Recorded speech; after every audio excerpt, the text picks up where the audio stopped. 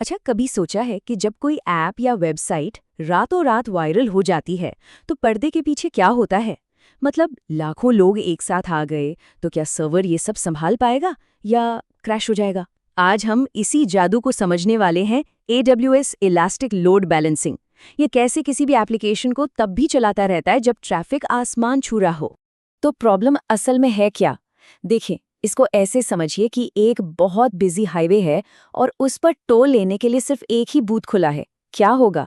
जाहिर है, गाड़ियों की मीलों लंबी लाइन लग जाएगी, सबको जाम।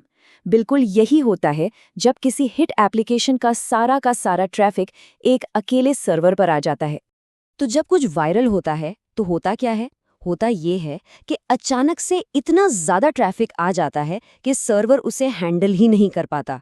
और नतीजा, वेबसाइट एकदम धीमी हो जाती है, बार बार एरर आते हैं या फिर वो पूरी तरह से बंद ही हो जाती है। और ये किसी भी यूजर के लिए एक बहुत ही खराब एक्सपीरियंस होता है।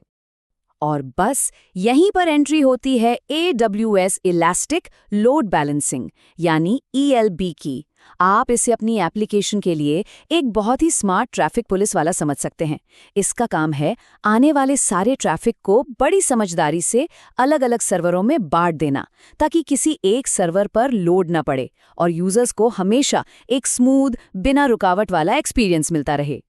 तो चलिए फिर अब जरा ELB फैमिली के मेंबर्स से मिलते हैं, क्योंकि AWS में एक ही साइज सब पर फिट नहीं होता वाला फंडा चलता है।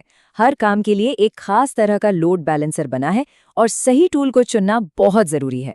तो ELB फैमिली में समझ लीजिए दो मेन खिलाड़ी हैं। एक है एप्लीकेशन लोड बैलेंसर, जिसे हम ALB कहेंगे। ये है स्मार्ट वाला राउटर। ये सिर्फ चिट्ठी पर लिखा पता नहीं देखता, ये चिट्ठी खोलकर पढ़ता भी है कि अंदर क्या है, मतलब ये ट्रैफिक के कंटेंट को समझता है। और दूसरा है नेटवर्क लोड बैलेंसर या NLB। ये है सुपरफास्ट राउटर। इसका काम एकदम सीधा है, पता देखो और बिजली की तेजी से उसे सही जगह पहुंचा दो। इसे कंटेंट से कोई मतलब नहीं, बस स्पीड से मतलब है।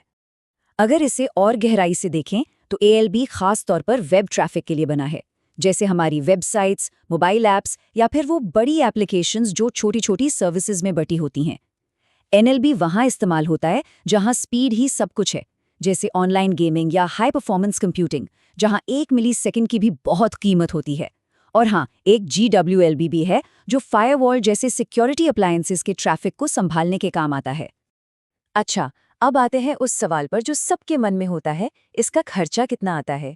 AWS की बिलिंग समझना कभी कभी थोड़ा सा मुश्किल हो सकता है, लेकिन ELB के केस में सारी कहानी एक ही चीज के आसपास घूमती है, LCU।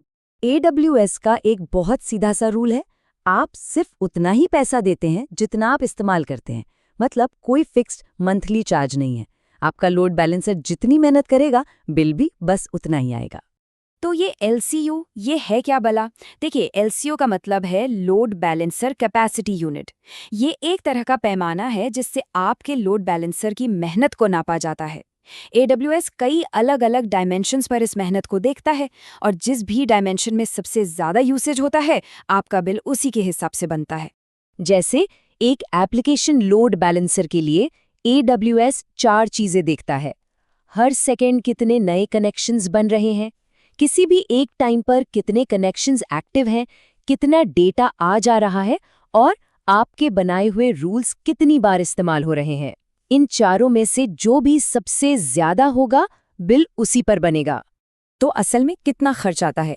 एक अंदाजा देने के लिए एक बिल्कुल टिपिकल यूज केस में 1 महीने का खर्च करीब करीब $22.27 आ सकता है। इससे ये पता चलता है कि ELB जितना पावरफुल है उतना ही कॉस्ट इफेक्टिव भी हो सकता है। चलिए अब एक और बहुत ही मजेदार लेकिन थोड़ा मुश्किल कॉन्सेप्ट समझते हैं। इसे कहते हैं स्टिकीनेस। ये उन एप्लीकेशंस के लिए एक बहुत बड़ी चुनौती है जिन्हें ये याद रखना पड़ता है कि कोई यूजर क्या कर रहा था। एक सिचुएशन सोचिए जो शायद हम सबके साथ हुई है। ऑनलाइन शॉपिंग कर रहे हैं, बड़ी मेहनत से कार्ट में सामान डाला और जैसे ही अगला पेज खोला, कार्ट खाली। बहुत गुस्सा आता है ना?